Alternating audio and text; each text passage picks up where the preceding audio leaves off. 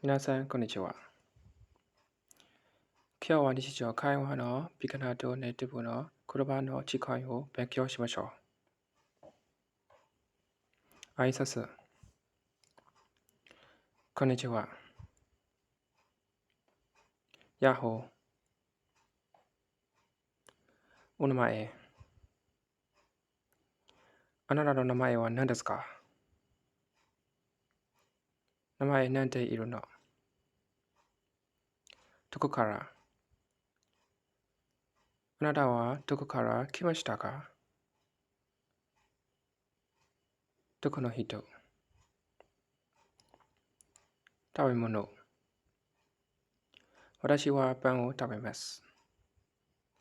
パン食べる。好き。あなたは魚が好きですか？